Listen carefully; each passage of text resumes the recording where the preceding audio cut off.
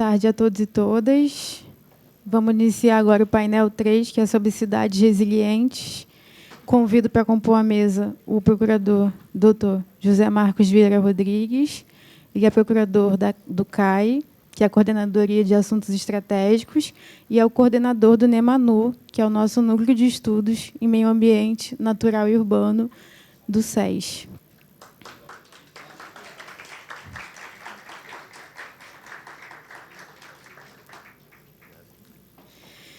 Compondo também a mesa o Dr. Ricardo Souza, ele é procurador da PUMA, nossa Procuradoria de Urbanismo e Meio Ambiente, é pós-graduando em Direito Urbanístico Ambiental, em Processo Civil e em Direito Constitucional.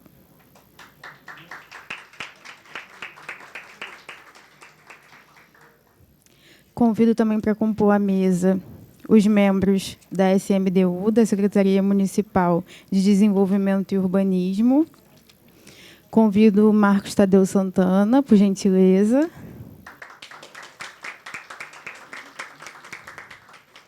E o William Azevedo.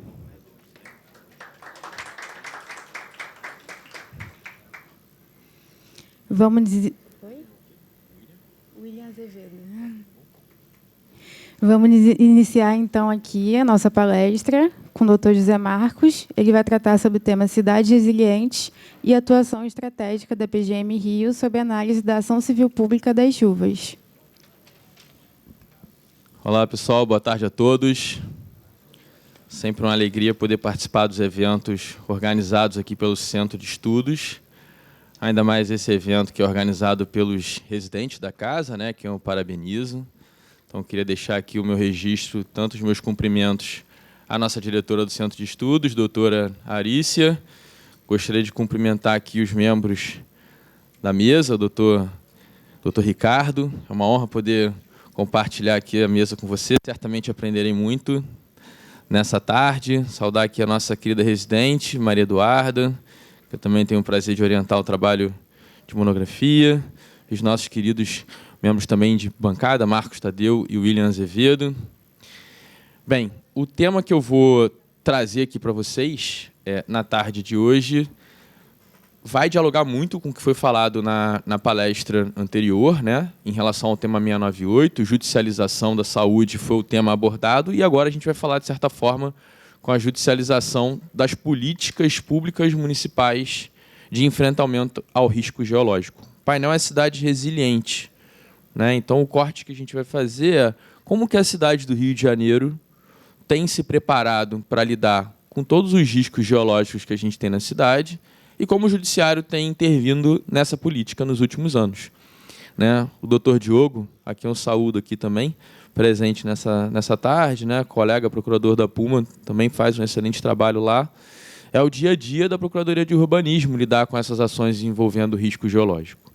Né? Claro que essas ações, eu vou trazer o contexto histórico para vocês rapidamente, para ninguém ficar com sono.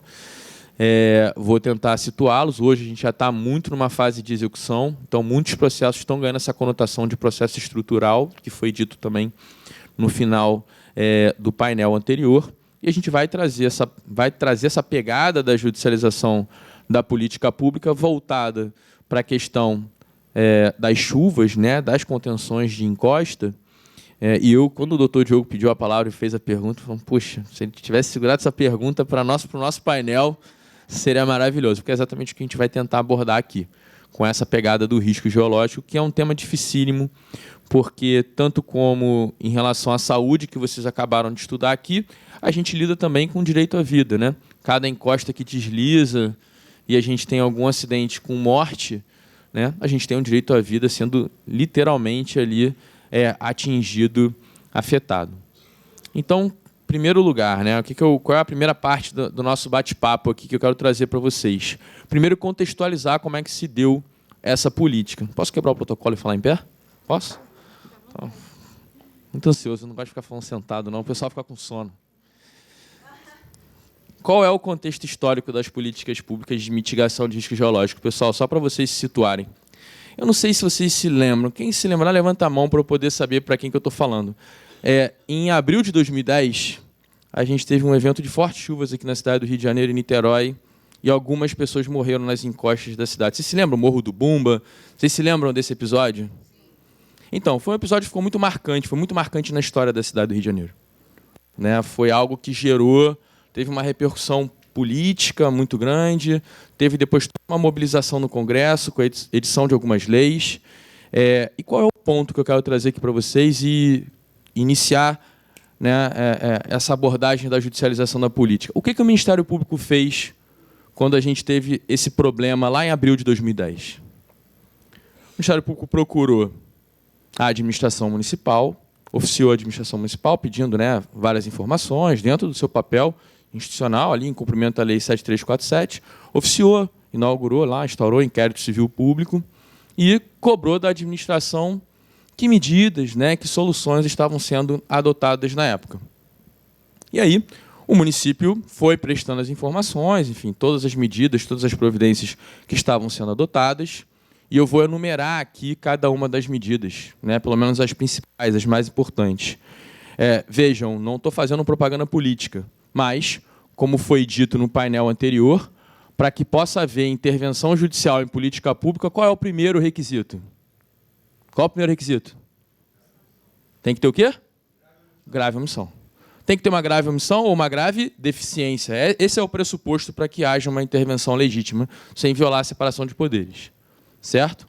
Então, o que a gente precisa fazer numa contestação, né? Vocês, como futuros advogados públicos, né, creio eu, estão aqui no programa de residência da Procuradoria, o que você precisa fazer logo numa preliminar, logo no início da contestação? Demonstrar o quê? Que não tem omissão.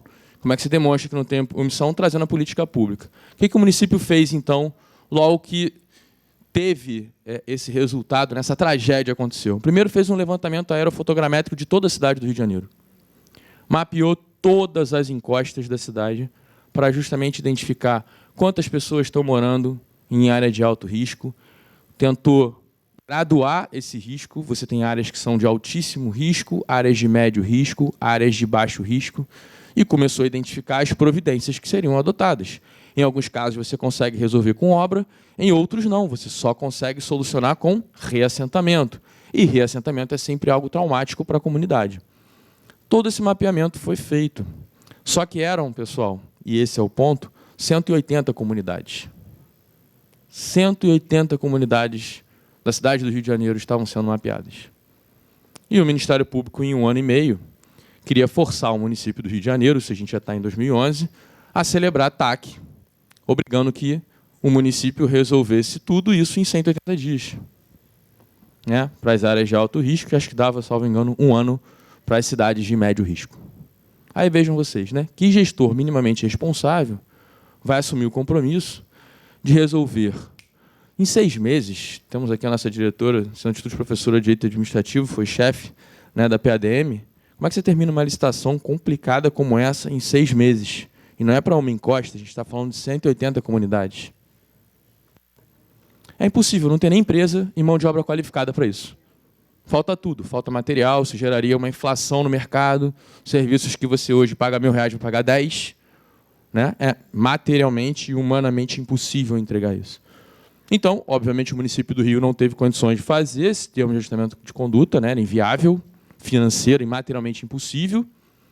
E aí qual foi o caminho? O que fez o Ministério Público? Ingressou com mais de 140 ações civis públicas.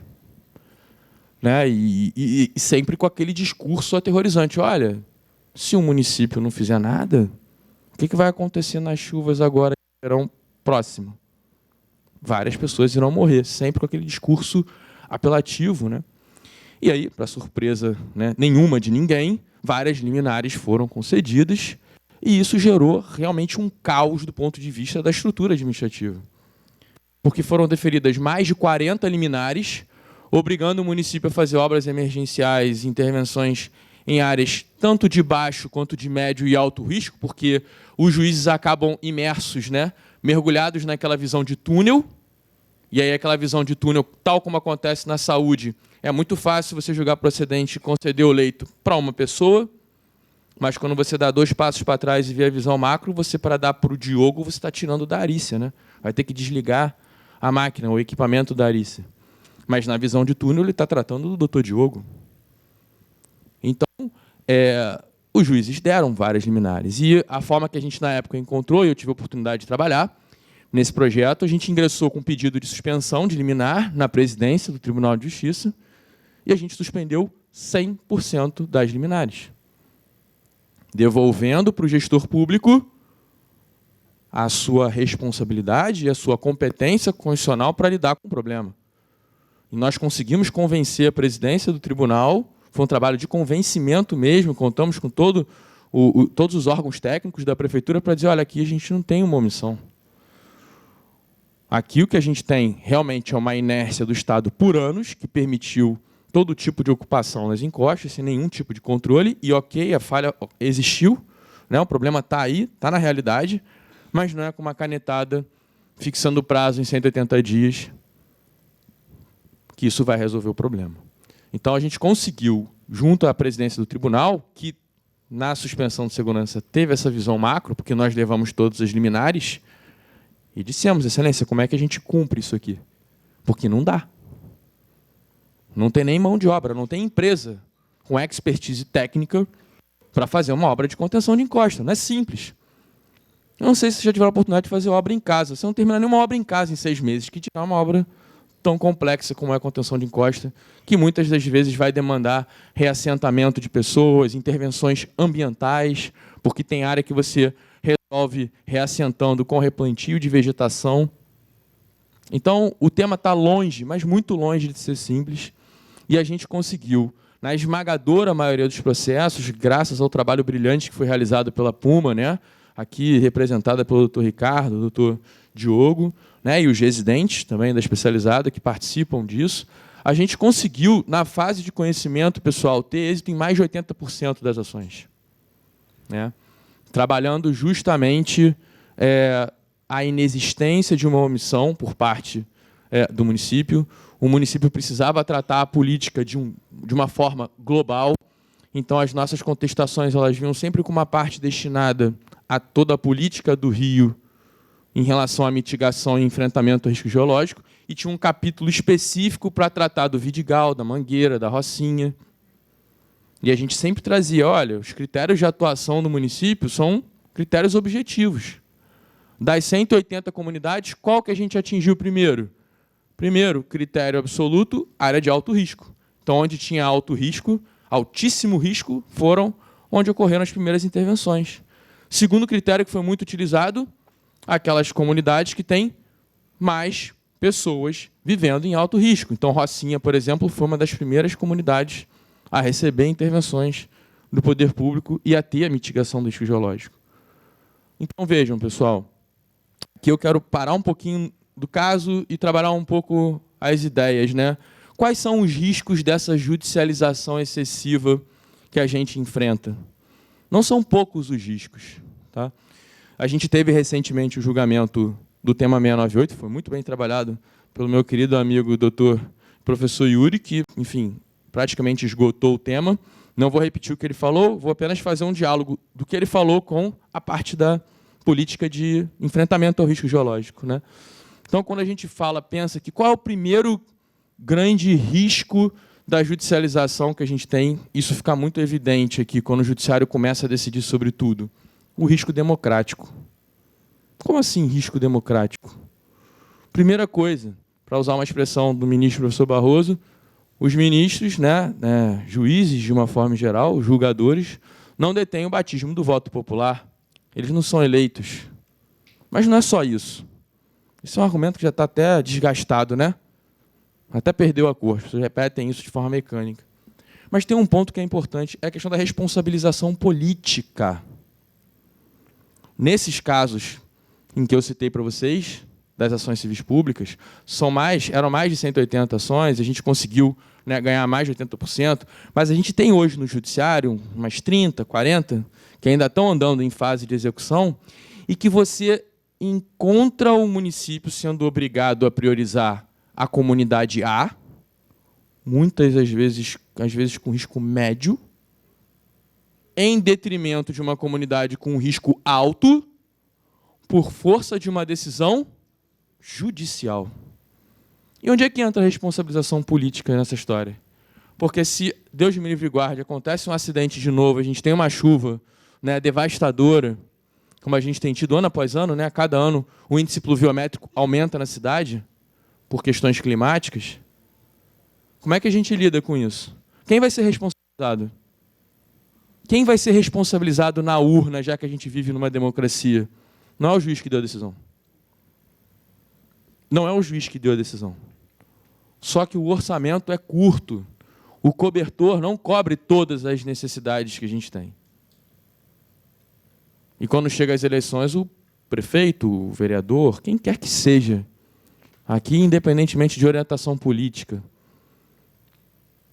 ele vai ter uma responsabilidade por algo que ele não responde.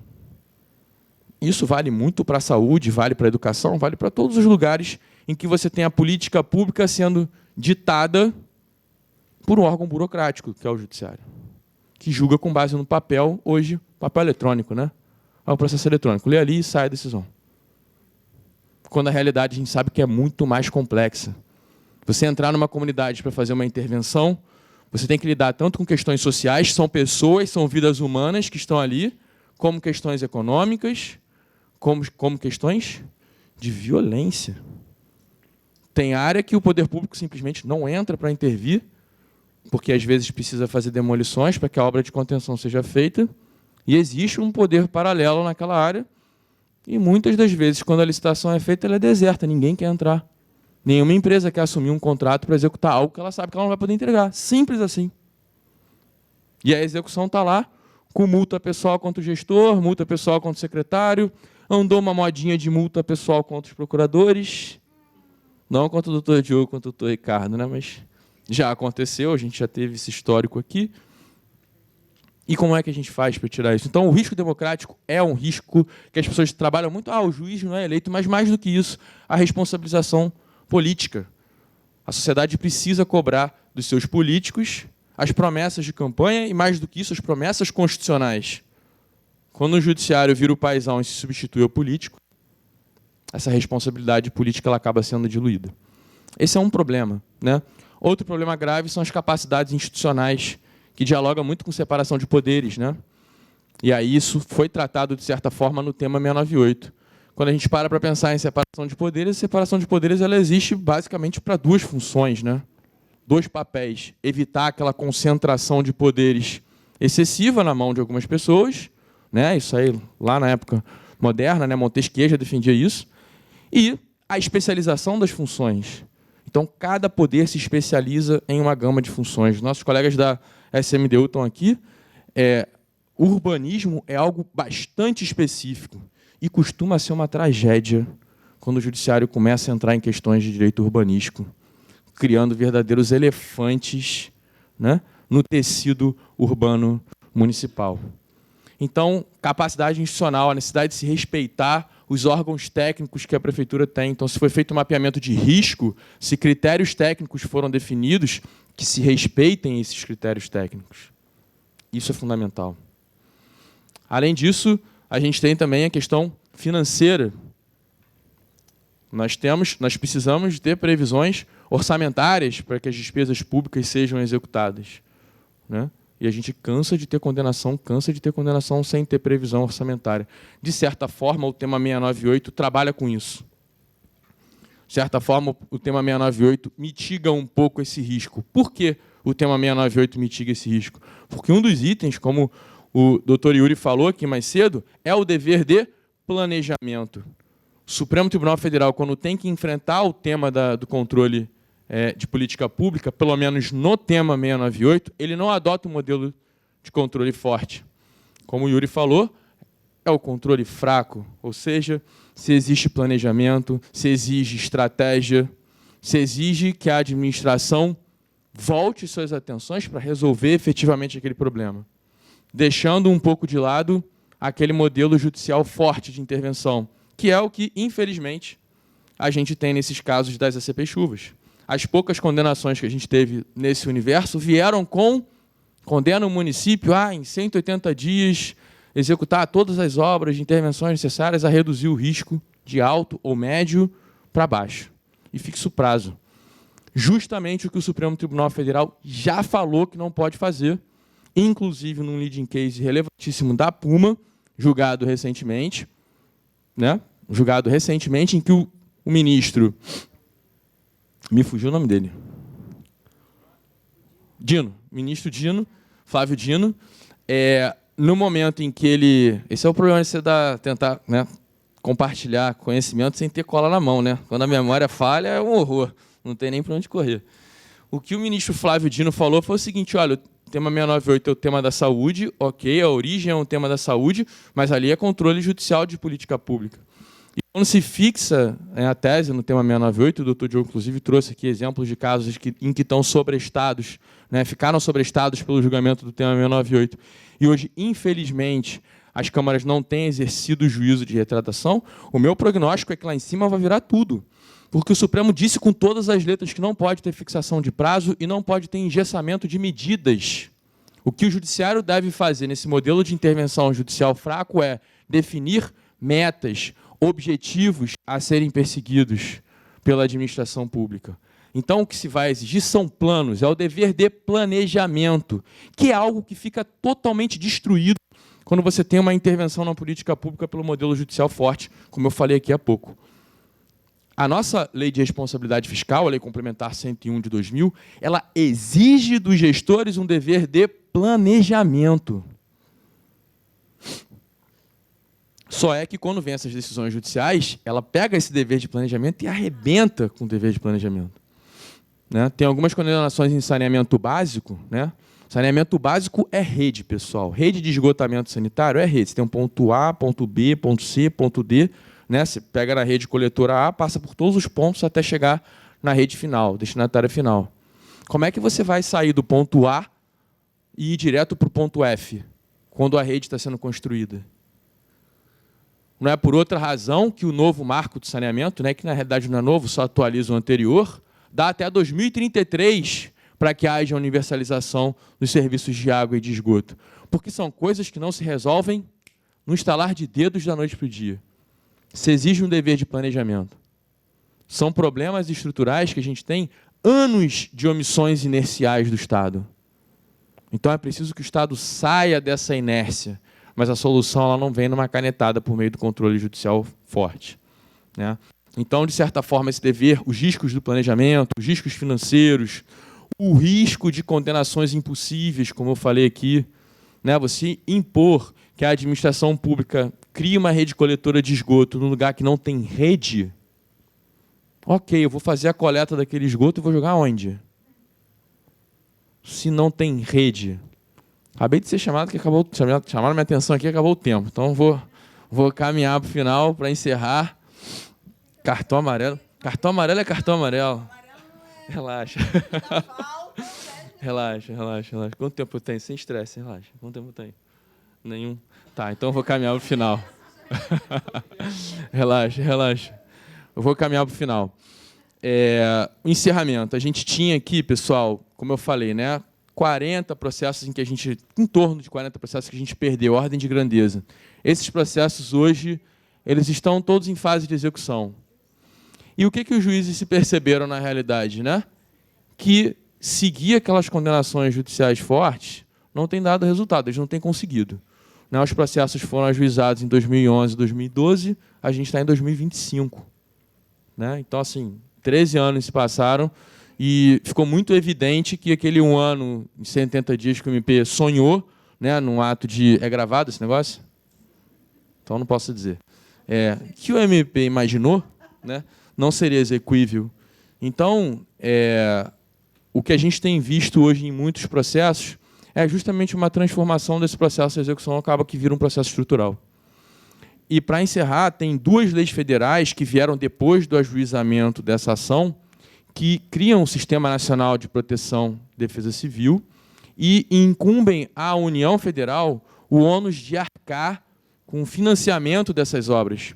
E a Prefeitura do Rio, muitas condenações hoje estão em fase de cumprimento, a Prefeitura tem conseguido aprovar os seus projetos junto ao Ministério, né, vinculado à União Federal competente, e com liberação de recursos via BNDES e Caixa Econômica Federal. Tudo isso para dizer que a política ela tem funcionado, a política pública ela tem funcionado, ela tem rodado, com as suas dificuldades, né, com seus solavancos, nós passamos por uma pandemia, né, no meio dessa história toda. E eu digo isso hoje sem medo de ser feliz, pessoal. Assim, se a gente tem fortes chuvas como a gente tem hoje e nós não temos tragédias na cidade, é porque a gente tem um sistema de alerta nas comunidades que funciona, as sirenes são acionadas, a gente tem planos de verão que são feitos anualmente, as populações locais são treinadas para irem para os pontos de abrigo, ou seja, as obras elas serão realizadas a tempo e a hora, conforme o planejamento, mas as medidas mais emergenciais, que é a conscientização da população e o enfrentamento do risco mais imediato com as fortes chuvas, isso tem sido feito sistematicamente com sucesso pelos órgãos municipais competentes. Muito obrigado, pessoal. Boa tarde a todos.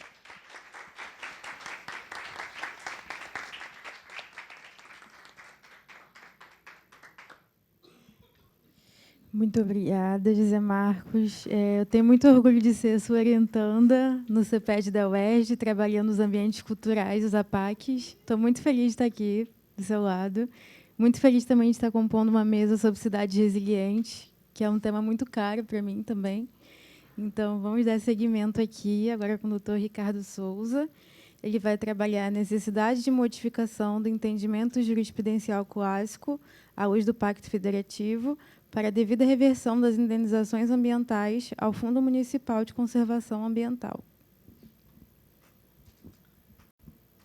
Boa tarde a todos e todas aqui presentes. Eu agradeço muitíssimo o convite para participar desse excepcional evento, primeiramente na pessoa da procuradora doutora Arícia, diretora do Centro de Estudos, assim como também agradeço à comissão organizadora dos residentes. O evento está excepcional, muito, muito incrível mesmo, vocês estão de parabéns. Cumprimento com muita honra o mestre sempre presente, doutor professor José Marcos, os servidores, meus caros colegas do William e o Marcos Tadeu, todos os outros procuradores, estagiários, residentes, quaisquer pessoas, todo mundo aqui presente para compor aqui esse evento muito engrandecedor. Fazendo aqui uma... primeiramente, gostaria de dizer que eu sou um dos últimos, não o último, mas um dos últimos procuradores convocados do último concurso da PGM, então eu me sinto um pouco mais próximo do público-alvo aqui, que são os residentes, porque eu estou em constante aprendizagem.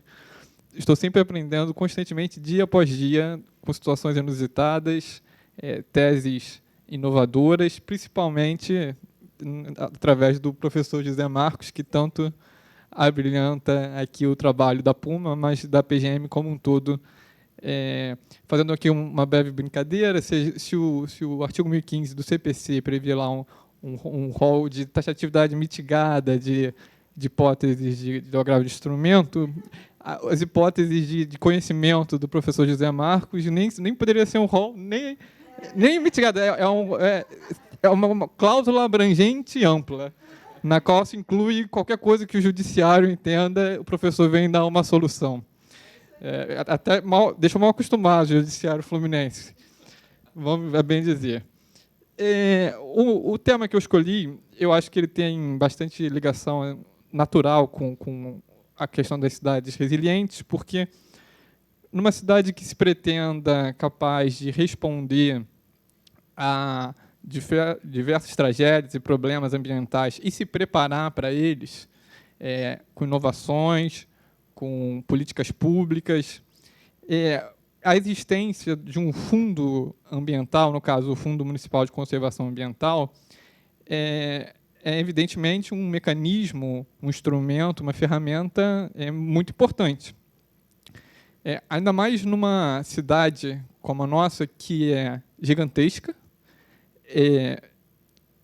em volta de inúmeros morros, com uma geografia complicadíssima, e, embora a capital política do país seja Brasília e a capital financeira seja São Paulo, certamente o Rio de Janeiro é a capital espiritual, emocional, cultural do Brasil, porque se tem uma cidade que representa o Brasil no plano internacional, é o Rio de Janeiro, com muito orgulho.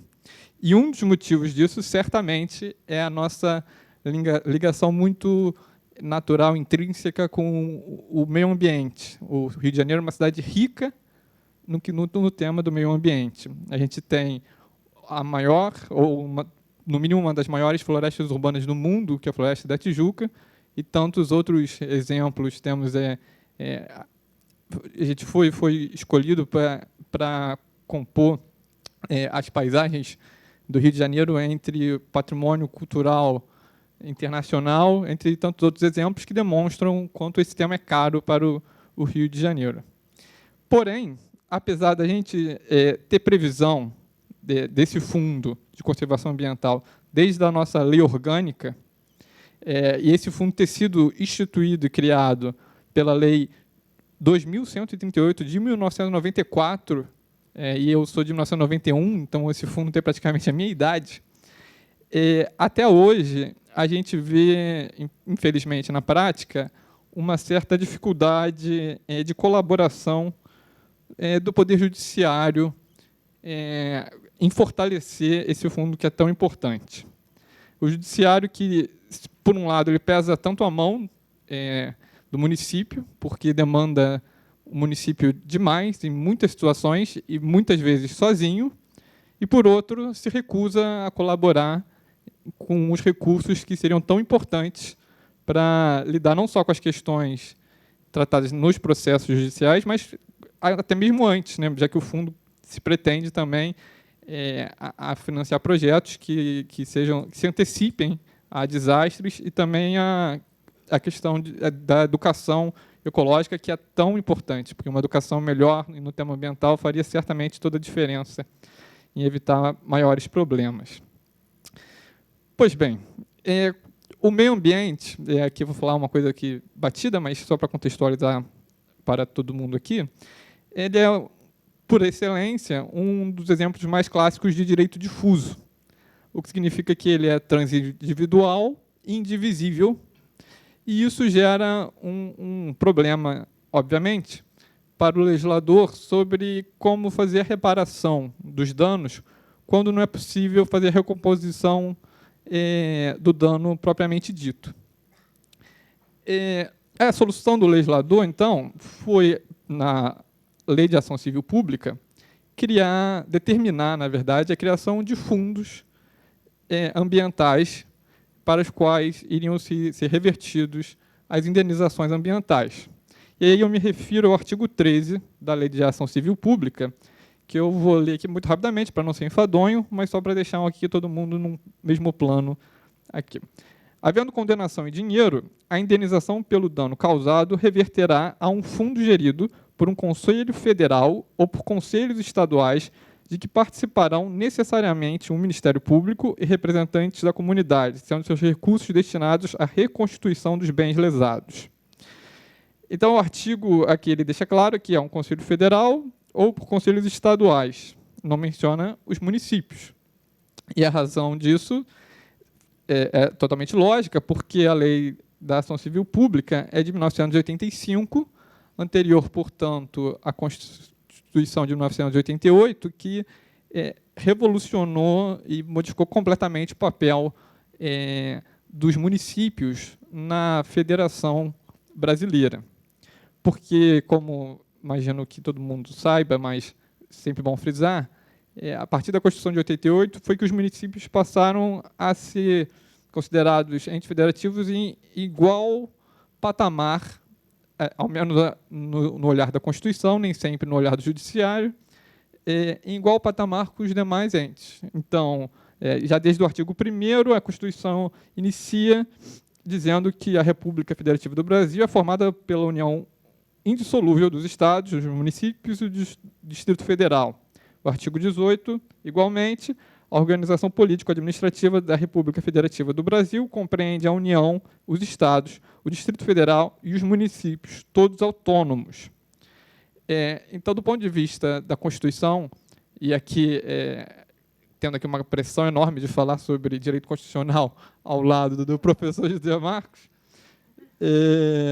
do ponto de vista da Constituição, não há nenhuma dúvida de que a Constituição de 88 deu autonomia para os municípios, tanto do ponto de vista da auto-organização, da auto-administração e do autogoverno. De modo que esse problema da Lei de Ação Civil Pública poderia ser solucionado, acho que de duas formas. Primeiro, poderia, obviamente, ela ser atualizada pelo legislador, mas, infelizmente, o legislador ele nem sempre é muito célere em fazer esse papel. Ou então poderia o judiciário fazer o papel que também compete a ele, de interpretar corretamente as legislações anteriores à Constituição à luz das novas regras, diretrizes e princípios da Constituição vigente de 1988. E, nesse sentido, então, o que a gente luta na Puma, e é uma luta intensa, é para que o Poder Judiciário entenda que, quando o artigo 13 da Lei de Ação Civil Pública menciona apenas os Conselho Federal e Estadual, ou seja, União e Estados, porque é um artigo criado antes da Constituição de 1988, de modo que precisa ser lido nesse artigo, implicitamente, a menção também aos municípios, porque também os municípios compõem, assim, igualmente também seria o Distrito Federal, né? Mas o ponto aqui nosso é do município, compondo a federação, não há por que haver uma distinção que seria, na verdade, inconstitucional. Essa leitura literal do artigo 13 transformaria ele numa norma morta por ser inconstitucional. Mas o que a gente vê na prática muitas vezes é uma distinção absolutamente simplória, em que basicamente funciona com o seguinte raciocínio: se o processo é estadual, então a indenização tem que ir para o fundo estadual, o FECAM. Se a ação é federal, então a indenização tem que ir para o fundo federal, que é o Fundo de Defesa dos Direitos Difusos.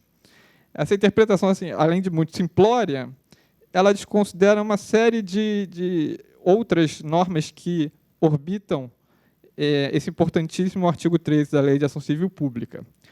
Por exemplo, em 2010, quando foi criado o Estatuto da Igualdade Racial, o legislador se preocupou em colocar uma disposição dizendo o seguinte, eu vou ler só um trecho que é o mais importante, que quando o dano causado por ato de discriminação étnica for revertido, ele pode ser revertido para os conselhos nacional, estadual ou local, dependendo da extensão dos danos causados.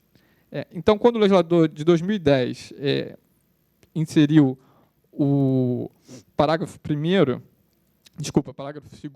ao artigo 13, ele já estava atento a essa necessária modificação, mas perdeu a oportunidade de modificar também o caput do artigo, infelizmente. Mas não é só isso, porque se você pegar o próprio decreto que regulamenta o artigo 13, o decreto federal, no caso, ele dispõe assim no artigo 7º, parágrafo único: os recursos serão prioritariamente aplicados na reparação específica do dano causado, sempre que tal fato for possível.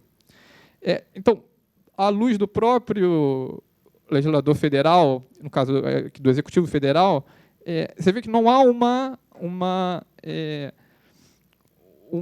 oposição, muito pelo contrário, ele quer que o recurso seja revertido para a população local que sofreu o dano ambiental. Ele quer que aquele recurso obtido na ação, por meio da indenização ambiental, reverta a favor daquela população.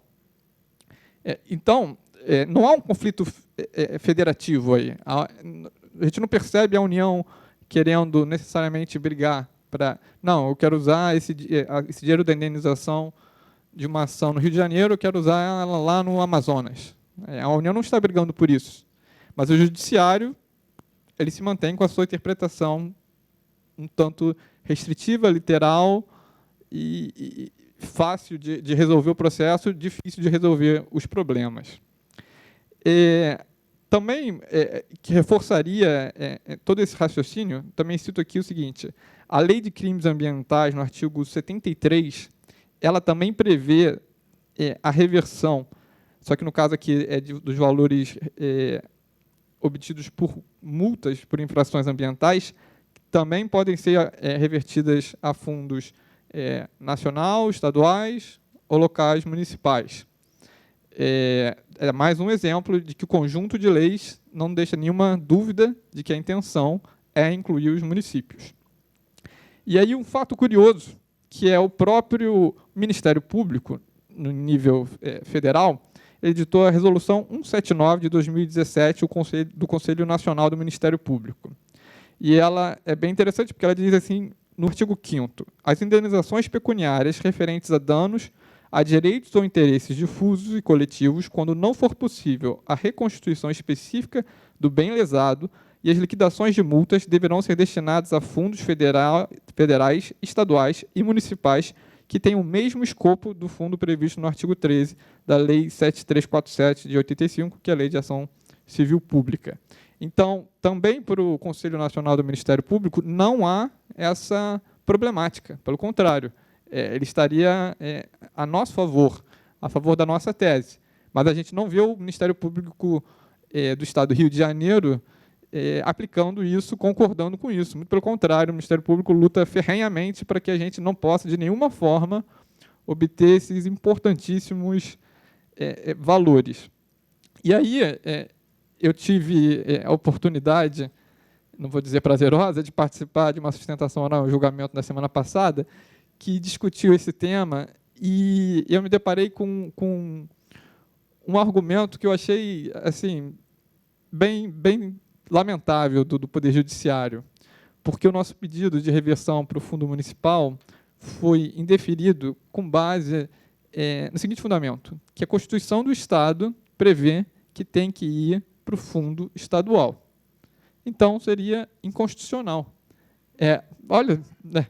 Quer dizer, então, a Constituição do Estado não está submetida às diretrizes da Constituição Federal. Ela, pelo contrário, né, para a interpretação do Poder Judiciário, ao contrário, a Constituição do Estado estaria como que revogando, derrogando, modificando a Constituição Federal, o que é lamentável, para dizer o mínimo. Mas não basta isso. Não bastasse esse argumento que eu não vou adjetivar mais do que eu já adjetivei. No acórdão, depois de ter acesso ao acórdão, eu percebi que a fundamentação nada mais é do que a transcrição do parecer do Ministério Público, que também não é nenhuma novidade. Mas ela revela, além de uma da problemática de um órgão julgador julgar com base no parecer de um órgão que compõe uma das partes do processo, que já é bastante preocupante, tem uma passagem que eu acho que revela bastante como o Poder Judiciário e o Ministério Público no Estado do Rio de Janeiro, eles ainda observam o município com uma visão pré-Constituição de 1988. Eu vou pedir a licença para ler o seguinte trecho. Além de legítima destinação, deve-se recordar que a destinação do valor de indenização pelo dano ambiental ao Fundo Municipal de Conservação Ambiental, além de contrariar frontalmente normas constitucional e legal expressa, não gera, do ponto de vista pedagógico, nenhum efeito para o município do Rio de Janeiro, visto que a indenização seria revertida para o fundo gerido pelo próprio ente, resultando até mesmo em um estímulo à atuação irregular e omissiva da administração pública. Quer dizer, é como se o município, então, ele vai passar a cometer infrações ambientais porque ele quer receber indenizações ambientais. É uma lógica sem lógica, né?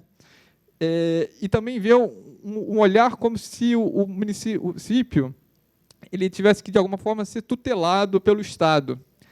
O município é o filho mal criado, fez uma arte, cometeu uma infração, então ele tem que ficar sem a mesada. O pai, que é o Estado, vai ficar com dinheiro para si, vai resolver o problema e não vai dar mesada para o filho dele, que é o município. Sendo que, obviamente, o Estado não fazia parte dessa ação, só o município. Isso gera também o seguinte... um problema de como o Poder Judiciário não compreende, muitas vezes, a dinâmica da administração pública e das políticas públicas, porque ele não consegue nem perceber que, através desse julgamento, a distinção do que está no fundo para o que o administrador está fazendo, ele não se deu ao trabalho de verificar quais são os possíveis usos dos valores arrecadados pelo fundo, quais são os objetivos do fundo. Simplesmente ele coloca um argumento arbitrário, inconstitucional, e que favorece uma visão bastante contrária ao município, que é tão presente no Poder Judiciário e no Ministério Público aqui do Estado do Rio de Janeiro. Isso aí eu acho que dialoga bastante com o que o professor José Marcos estava dizendo. Eu vou repetir um pouco aqui, me permitir repetir, que é a falta de aptidão institucional do Poder Judiciário para resolver problemas macro, problemas grandes, problemas coletivos, problemas difusos. Porque você vê, ele quer que o dinheiro vá para um fundo estadual. Aí esse dinheiro, embora toda a sistemática legal indique que esse dinheiro deva prioritariamente, se possível, reverter a favor da população local, para o judiciário, não. A população local, o município, então, portanto, a população local tem que ser punidas pelo dano ambiental. Esse dinheiro tem que ir para um fundo estadual, que pode ser aplicado em qualquer município longínquo e distante, sem se preocupar, de fato, com que... Será que o fundo estadual, então, ele está acompanhando aquela situação, daquele processo? Porque o Estado nem compõe o polo passivo do processo, então o fundo estadual que vai receber o valor pode estar completamente alheio à situação ambiental, à questão ambiental, dano ambiental, e o judiciário não tem nenhuma preocupação sobre isso, sobre como isso vai reverberar na prática para além do papel. E a gente precisa lembrar que a gente, principalmente o Poder Judiciário, precisa lembrar que ele é um poder da República, mas ele não é um superpoder da República. Ele não pode mais que os outros, ou pelo menos não deveria poder mais que os outros. Ou ao ter o poder de dar a palavra final, ele deveria ter também o dever, a preocupação de ouvir mais, de escutar mais. E aí eu vou encerrar aqui, que eu já me alonguei bastante, mas demonstrando assim como todo esse histórico sobre o fundo municipal, ele vem desde da nossa lei orgânica, portanto, desde 1990, e a gente já está em 2025, e essa ainda é uma batalha presente. Então, isso acho que demonstra como, quando a gente está falando sobre conquistas institucionais, e aí também está o papel do município como um ente federativo autônomo, a visão que o Judiciário, o Ministério Público tem do município. Quando a gente está falando sobre conquistas institucionais, não existe batalha vencida, existe batalha, e a gente tem que batalhar todo dia, porque todo dia vai vir um novo juiz, todo dia vai vir um novo desembargador, e esse novo juiz pode não entender pouco ou nada da complexa situação.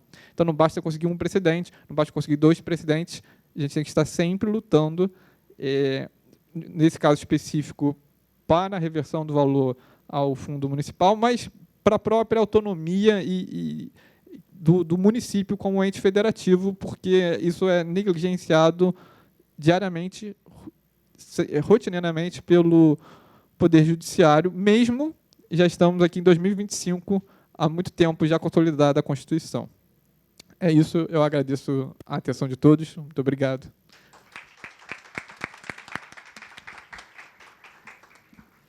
Doutor Ricardo, muito obrigada pela excelente exposição. Nós vemos esse conflito realmente do judiciário em relação à municipalidade. Eu fico consternada de entender como o judiciário enxerga o município. Literalmente, parece que o município é um adendo do Estado, né? Eu já até dialoguei muito com o José Marcos sobre essa questão dos fundos. Era o início da minha pesquisa, entender esse fundo municipal e a aplicabilidade dele e de que forma ele poderia arrecadar. E eu realmente percebi que muitos juízes entendem que esse fundo talvez nem exista, né? Eles alegam essa questão da inconstitucionalidade. A gente vê uma profunda falta de análise técnica, né? E uma profunda falta de buscar compreender o que é esse fundo. Então, acredito que esse debate realmente é inacabado. Agora, vou abrir para perguntas da plateia, mas antes disso eu gostaria de ouvir um pouco também da análise técnica da SMDU, entender um pouco dos desafios, né, da atuação da SMDU frente a essa questão dos desastres, essa questão das chuvas, desse mapeamento georreferenciado, né, que o município fez. Então, por favor, Marcos Tadeu, William. Boa tarde a todos. Gostaria de cumprimentar todos os estagiários, os residentes aqui presentes. Agradecer muito o convite do Centro de Estudos para vir acompanhar as palestras que aqui ocorreram. Congratular todos os procuradores que falaram aqui na tarde de hoje, principalmente o Dr. José Marcos, com quem eu já tive a oportunidade de trabalhar de forma mais estreita, admiro o trabalho. Vou te falar que, assim, eu hoje estou na gestão, então eu trabalho muito mais com contratos, recursos humanos, do que propriamente com o planejamento urbano, com as questões técnicas da secretaria. Estou lá só há 7 meses, enfim, ainda estou me inteirando de tudo o que acontece. Não da parte da gestão, que essa a gente está bem controlado, eu e o William estamos na gestão. E dizer assim, que, apesar de estar na gestão da secretaria, foi um prazer enorme estar aqui hoje, porque tem formação jurídica, o William também. Então, é isso. Eu agradeço. Desculpa não ter respondido a pergunta, mas são questões muito técnicas, talvez outros servidores, arquitetos, engenheiros, talvez melhor respondessem a questão. Tá bom? Obrigado. Quem ficou mais envolvido, na verdade, com isso na época, na verdade, foi até o COR, né? O COR reúne toda a Defesa Civil, ele reúne depois toda a GeoRio, toda a Rio Águas. Depois desses eventos, eles passaram a ter ali uma central de operações, central da crise, de tal maneira que, uma vez, até a Procuradoria, eles ficaram curiosos para saber qual era o procurador, quem era o grande adverso do procurador-geral, que seria aquele procurador que seria indicado para participar da reunião. Quando lá cheguei, então, ficaram surpresos, porque acharam que, na época, né, o procurador-geral, que era o Marcelo Marques, gostasse de mim, né? E se eu fui indicada, era sinal de que não. Ninguém mandaria para aquela reunião o seu amigo, né? Porque era uma reunião muito pesada, muito puxada, muito... Enfim, eu estou brincando, tá? Adoro estou fazendo essa brincadeira, está sendo, inclusive, gravada, porque o Marcelo realmente é meu amigo, mas ele sabia que eu sairia bem daquela, né, saia justíssima saia, né? E num momento de grande intempérie. Mas foi depois daquele... Quando toda a estrutura da administração já sabia como atuar num momento, você vê, anos e anos depois, num momento de crise. Mas estavam todos curiosos. Quem será enviado pelo... Né? Enfim. E aí eu só ouvi isso. Poxa, eu achei que ele gostasse de você. Eu falei, não, mas tudo bem, né? A gente encara aqui. Então, na verdade, a Secretaria Municipal de Urbanismo, isso foi depois da Secretaria Municipal, houve um momento em que se uniu urbanismo, infraestrutura, habitação e infraestrutura, né? Foi curto, foi muito bem pensado, porque, muitas vezes, por incrível que pareça, o urbanismo não conversa com a infraestrutura, que não conversa com a habitação, que muito menos conversa com o meio ambiente. É incrível, e a cidade é uma só. A cidade é uma só. Então, parece que a gente fica dividido entre aqueles que cuidam dos ricos e aqueles que cuidam dos pobres. Quando, na verdade, se você não cuidar de todo mundo junto, acontece o que acontece na hora da esquina, que você vai na esquina e para o seu carro desavisadamente com o vidro aberto, você tem que conversar com alguém que acha que você não é, né, da mesma cidade que ele, e vice-versa, e a gente não consegue se falar, não consegue conversar. Por isso que a habitação está separado da Secretaria de Urbanismo, e somos uma cidade só. Mais ou menos isso. Vivemos pouco tempo essa união. Ela deveria acontecer mais. Mas fato é que quem cuida desse risco e passou a fazer esse mapeamento todo, e hoje a gente tem no plano do diretor não só o mapa de risco, mas também o mapa da segurança. Para onde que eu vou depois do apito? Você tem que saber também o mapa do acolhimento, para onde que eu vou. Tudo isso é um processo, né, que foi acontecendo. Eu fico muito feliz de ouvir, né, sempre feliz de ouvir o José Marcos, mas muito feliz também de ver que os seus pupilos, né, seguem o tutor, né, estão seguindo o tutor, de ouvir que o quanto mudou. E é lógico que o trabalho do urbanismo, seja ele o jurídico ou o de gestão que está por detrás, está ali, né, por detrás disso tudo. E eles, né, o William, pelo menos, estava lá no momento dessa junção, né, e o Tadeu ele esconde aqui o jogo, mas ele também estava lá na CEDURP, está por detrás de várias das concessões das PPPs da cidade, vários dos grandes projetos que aconteceram também nessa cidade. Então, vieram aqui, estiveram aqui a tarde toda, não poderiam estar aqui à mesa. Eu sei que a Maria Eduarda também é uma entusiasta de todos esses grandes projetos, não à toa está nos 2 núcleos de estudo. Mais uma vez, né, parabéns para a comissão organizadora. Eu sei que a gente já passou do tempo, mas é porque o doutor Ricardo escolheu exatamente o tema do meu TCC. E aí, assim, eu sou mais velha que você, mas eu fico feliz porque assim, eu estou saindo, você acabou de entrar, e assim, eu estou há 3 anos e 3 anos na Puma. Acho que as únicas decisões de primeiro grau que, na época do doutor José Marcos, caíram no 2º grau ou caíram no STJ, então a gente não tem nada revertido para o nosso fundo. E, assim, nessas pesquisas, você deu alguns exemplos, todos os exemplos, inclusive o PL, que o doutor Yuri citou, de reformulação da ação civil pública, ele fala de fundos públicos pré-existentes e a possibilidade de criação de fundos para o caso concreto. Então, assim, eu também não consigo entender como, na literalidade do texto, vai em primeira instância, em segunda instância, e no STJ, e quando a gente consegue chegar lá, né? E no STF, dizendo que o artigo 13 não cita município, ponto final. Sendo que a gente tem o CNJ falando o contrário, o CNMP falando o contrário, várias legislações com fundos de escopo mais restrito, né? Mata Atlântica, mudanças climáticas e decisões voltando para esse fundo, ele não está no artigo 13. Como é que está passando e para o município não vem? Assim, o dia que sair uma decisão lá em cima, não mudar, eu já vou estar longe, obviamente, mas você me avisa, porque assim.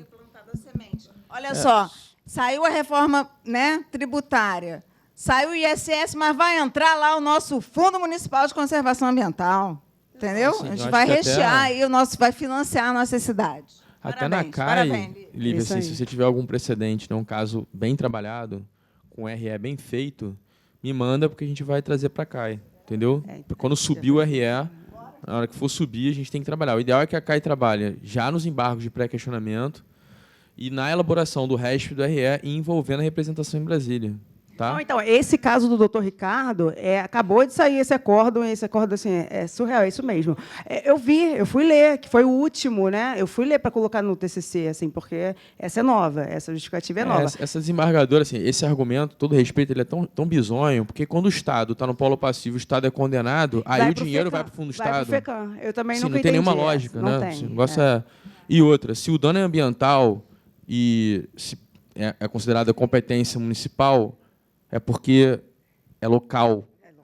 Se é local, como é que eu vou pagar uma indenização para Campos? Exatamente. Como é que eu vou pagar uma indenização para interior fluminense? Qualquer construção que se faça de obrigatoriedade do FECAM, ela é teratológica e parte de uma premissa que as pessoas aplicam o direito de forma mecânica, sem pensar. Sim, é isso. Isso é brutal. A assim. Lindb. Isso é brutal. Assim. Eu acho que a gente tem que pegar um RESP e um RE para subir, e aí esse RESP e RE trabalhar lá em cima, mas já na subida, entendeu? O ideal é que esse RESP e esse RE já sejam feitos, né, a 6, 8, 10 mãos, para que a gente despache na presidência, para que ele suba, talvez, como um representativo de controvérsia, e a gente trabalhe no Supremo para ter um tema reconhecido. Porque isso não vale só para a gente, isso é para o Brasil inteiro. Exatamente. Né? Eu acho que é uma boa. Fazer um diálogo com o que a gente estava até conversando outro dia. Também eu acho que essa decisão ela mostra um pouco assim como o judiciário, os julgadores, o OMP, eles confundem muito o regime privado com o público.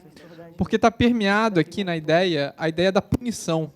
O município não pode receber esse valor porque ele tem que ser punido. E a ideia da indenização ambiental para o poder público não pode ser punir. Então, o gestor que iria pagar essa indenização, só que ele usa uma ideia que é da indenização privada. Você vai pagar uma indenização, você causou um dano a alguém, você vai ser punido com reparar aquele dano para aquela pessoa. E eles querem aplicar, de alguma forma, não está expresso, mas está implícito no raciocínio deles, essa ideia, essa confusão entre direito público e privado, apesar de ser uma Câmara de Direito Público. Não aplica corretamente assim, o entendimento do que seria a separação de um direito público para o privado, para querer punir um município de uma forma que não faz o menor sentido lógico ou jurídico. Bem, pessoal, alguém tem mais alguma pergunta? O doutor Diogo, por favor. Eu vou fazer três pequenos comentários. O primeiro comentário é que aproveitar para agradecer a participação tanto dos servidores da SMDU quanto as meninas da saúde. Obrigado por vocês terem vindo aqui. A casa está sempre aberta para vocês. Maria Eduardo, parabéns pela organização do painel. Esse primeiro comentário. O segundo comentário nessa linha, né, acho que foi eu já também peguei um processo com esse mesmo argumento de que, sendo o município o causador do dano, então o valor não poderia ser revertido para o município, né? Haveria uma espécie de confusão. Aí depois eu fiquei me questionando, até eu cheguei a fazer uma peça, que se esses valores, se o município causou o dano, esses valores vão para o Estado, se o Estado causar o dano, na prática o que acontece é para o FECAM. Mas, pela lógica, então deveria ir para a União. Aí eu fico pensando se a União causar dano. Será que vai para a ONU, para algum outro país, ter esses valores para aproveitar? Então, realmente, é um argumento que é muito problema do judiciário querer dar uma solução para um caso específico, mas ele não consegue compreender a lógica. Isso não é só nesse caso. Em muitos outros casos, a gente utiliza a ideia de universalizar a decisão, universalizar a lógica, e aí não tem como universalizar, né? Então, ele adota uma solução para um caso pontual. O último comentário é como que pelo menos a pouca experiência que eu tenho na Puma, e da pouca experiência, quem muito me ajudou foi o Dr. José Marcos, que infelizmente foi meu segundo chefe, porque a minha primeira lotação foi na PTR, foi o Rodrigo Lorega, que foi meu primeiro chefe, mas por pouquíssimo tempo. Mas aprendi muito com o José Marcos, assim também como aprendo muito com o Dr. Ricardo, com os outros colegas. Mas uma coisa que me chama muita atenção, e que isso talvez também reflita nas secretarias, é como que a falta de compreensão técnica dos juízes dificulta o cumprimento das decisões. Né? E aí eu dou, por exemplo, como exemplo o caso da ACP Chuvas. Tem uma situação muito curiosa, que incompreensão técnica do judiciário. Caso, por exemplo, da ACP Chuvas, quando mapeia lá a área de alto risco é uma montanha. Como vai eliminar o alto risco? Só se tirar a montanha. O caso também das APACs, que a Maria Eduarda está estudando. A APAC, o judiciário entende que é uma espécie de tombamento, só que a lógica é totalmente diferente. Enfim, isso, de certa forma, acaba repercutindo lá nas secretarias, porque, às vezes, a gente fala, olha, tem que cumprir essa decisão. E aí a secretaria fala, mas como que eu vou cumprir essa decisão? Porque, tecnicamente, não faz sentido. Tá? Eu ia fazer uma pergunta mais por conta do tempo, depois eu vou conversar com a Maria Eduarda para saber como que está andando a pesquisa e essa concepção de como que o judiciário está agindo com as APACs. Tá? Obrigado. Pessoal, vou encerrar o painel, então. Muito obrigada.